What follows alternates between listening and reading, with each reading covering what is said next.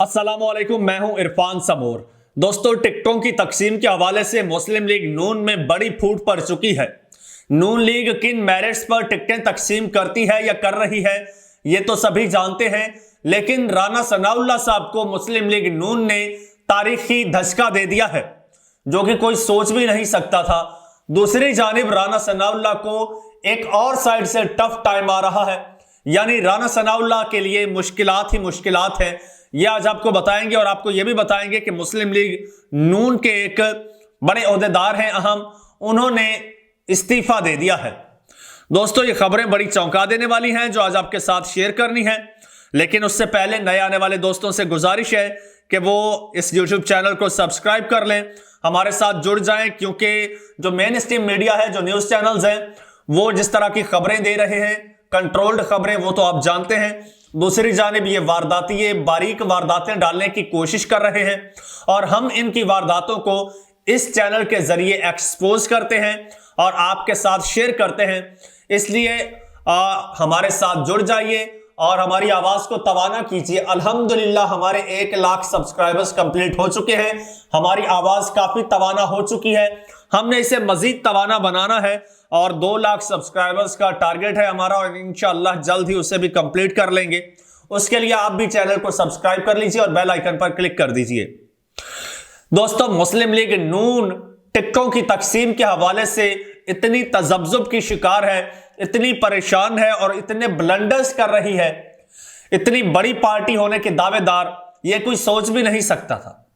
दूसरी जानिब एक और बड़ी मिसाल है पाकिस्तान तहरीक इंसाफ।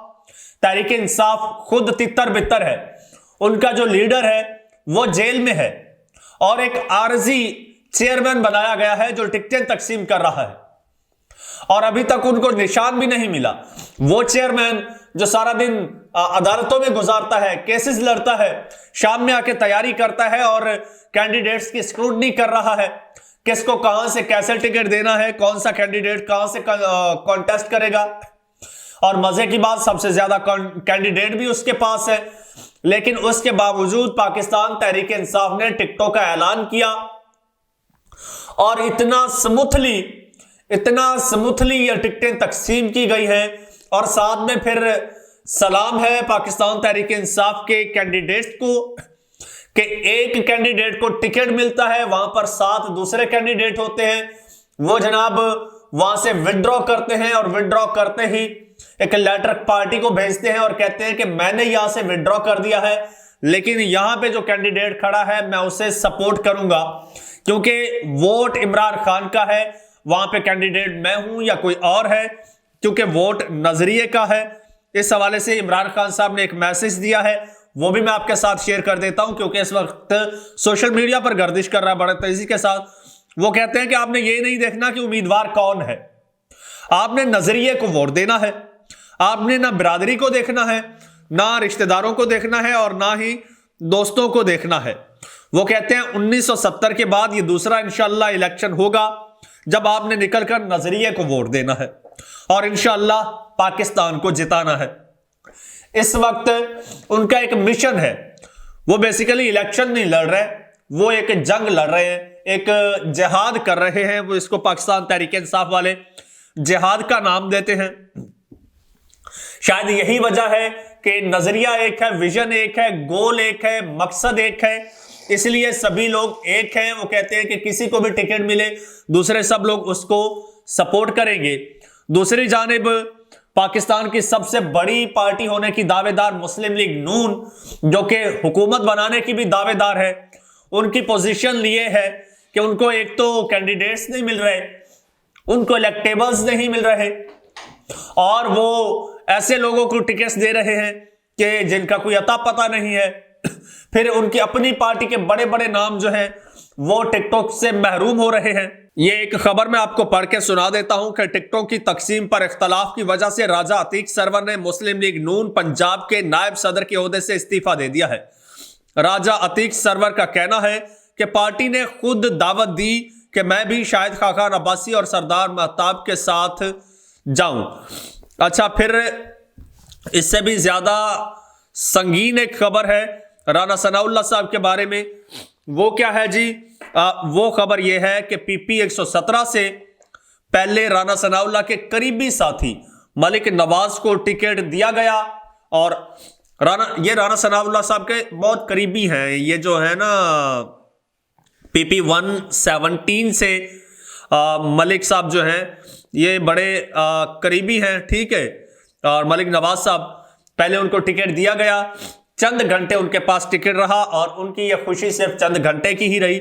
उसके बाद उनसे टिकट लेकर ख्वाजा रिजवान को दे दिया गया।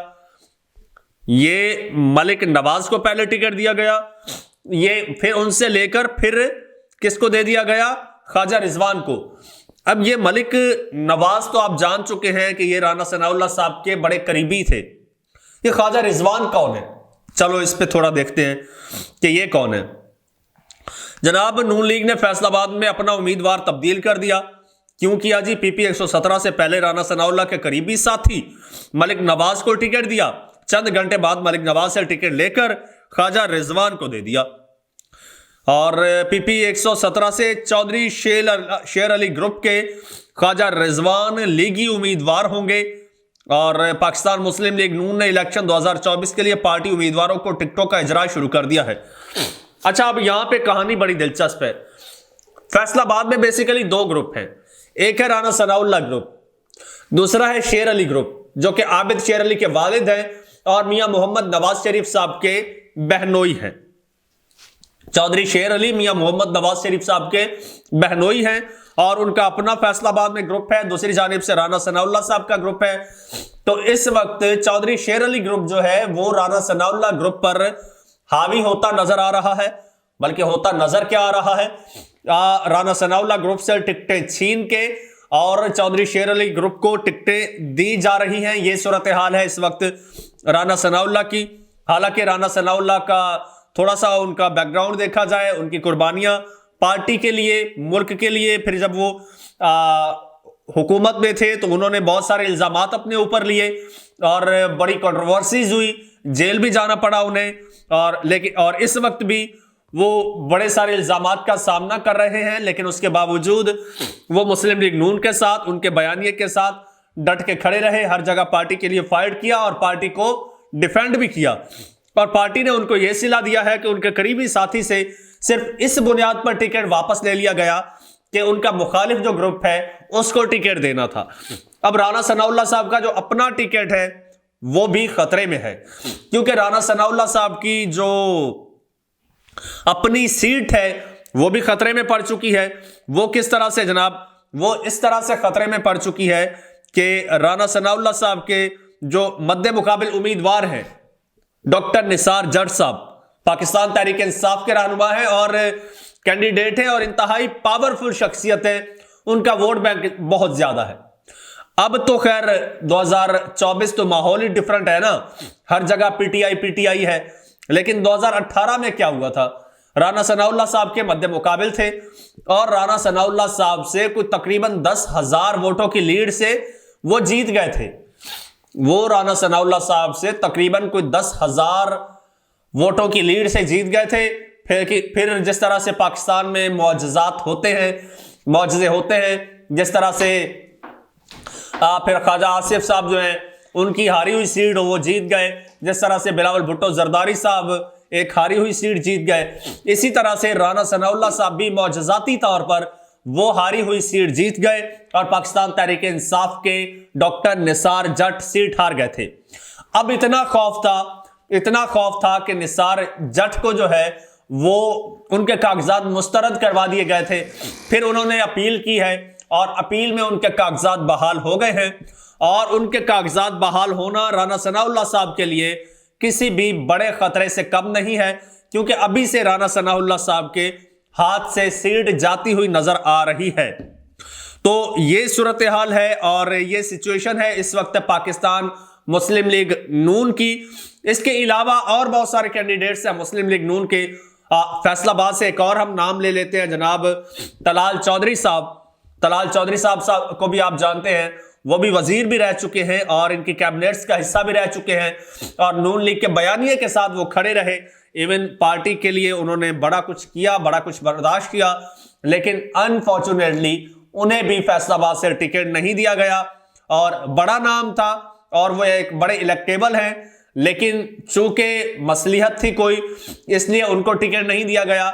उनकी जगह पर फिर किसी और को टिकट दिया गया। और अब ये खबरें आ रही हैं कि मियां नवाज शरीफ साहब जो हैं वो अब तलाल चौधरी को सेनेटर बनाना चाहते हैं। क्यों? क्योंकि कंपनसेट तो करना है।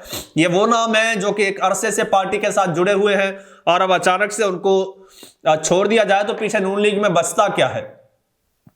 अयाज सादिक साहब को टिकट नहीं दिया, और तो और अयाज सादिक जैसे बंदे को टिकट नहीं दिया नून लीग ने। और फिर उधर से अगर बात की जाए टैक्सिला से, वाह कैंट से, NA54 से, तो वहां पर इनका अपना बड़ा मजबूत उम्मीदवार था, उसको टिकट नहीं दिया, जहां से चौधरी निसार भी इलेक्शन कॉन्टेस्ट कर रहे हैं। वहां से चौधरी निसार आजाद हैसियत में कर रहे हैं, वहां से नून लीग का कैंडिडेट बड़ा पावरफुल था, लेकिन नून लीग ने उसको नजरअंदाज करते हुए और वहां से